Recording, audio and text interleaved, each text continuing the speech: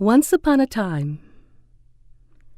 If ever there were an embodiment of the proverb, "Mighty oaks from little acorns grow," it truly is the story behind Chain of Life.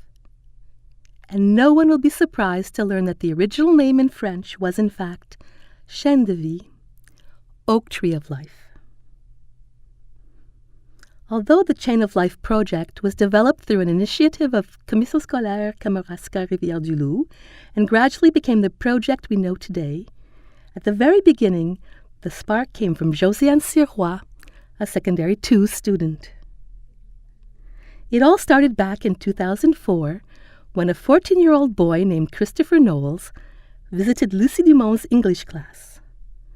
Christopher had been invited to carry the torch of life across Canada in a campaign to raise awareness about the shortage of organs.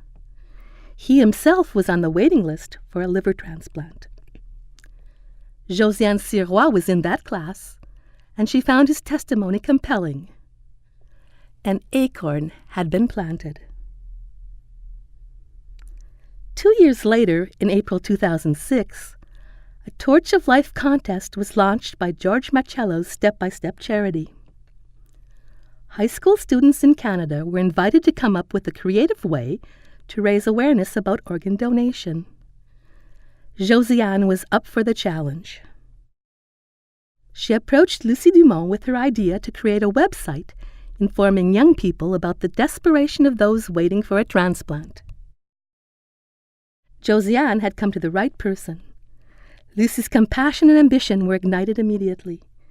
She envisaged just how amazing Chain of Life could become if that website also included a pedagogical unit for ESL designed specifically to educate 15- and 16-year-olds about organ and tissue donation. She enlisted the help of her school and her school board, and a dynamic team was formed. Many contributors would work undauntedly over the next 7 years to make the Chain of Life dream the reality it has become today. At first, funding for the project proved difficult. But at the same time, Chain of Life started to grow from its roots.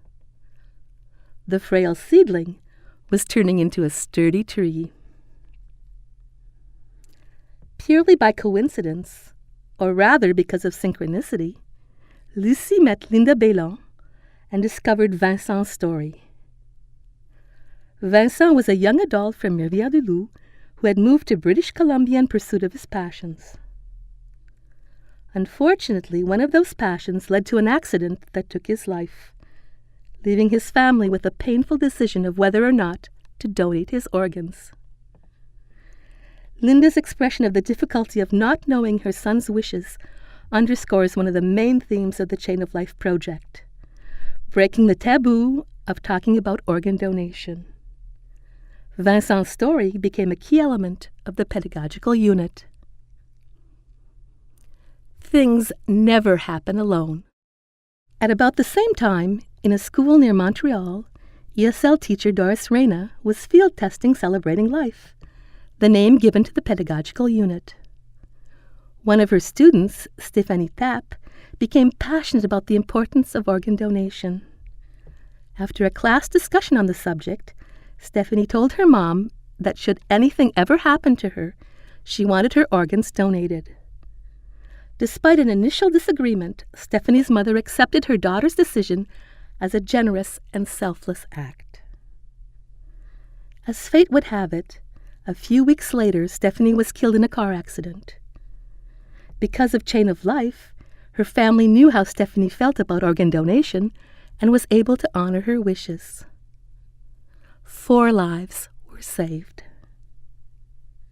Stéphanie's story also became part of the pedagogical unit, not only to demonstrate the success of the mission of the project, which is to encourage making known our wishes about organ donation, whatever they may be, but also to show how doing this can impact the peace of mind of those we love. Both Vincent and Stéphanie's stories highlight how precious life truly is. And there is more. An interview with Hélène Campbell, a double lung transplant recipient and organ donation awareness activist, culminates the pedagogical unit. And with Josiane Sirois as the interviewer, Chain of Life comes full circle. Oh, and did I mention that Hélène also carried the torch of life on the final leg of its 2012 journey? During her career as a teacher and inspired by her passion for mountain climbing, Lucie Dumont had developed a unit about the marvel of the human body and the importance of respecting it. The essence of this unit was added to celebrating life. It is in fact this dimension that distinguishes the Chain of Life project from all the others on organ donation. The wonder of the human body and the celebration of health and life itself bring the entire unit together, completing it in soul and substance. As the project unfolded, various partnerships were concluded, notably with Transplant Québec.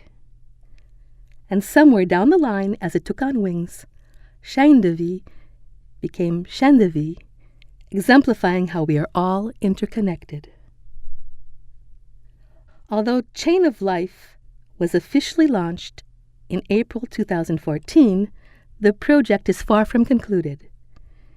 Its goal is to extend the human chain of life across the globe, linking it with other countries around the world to continue its mission where it is needed most, everywhere.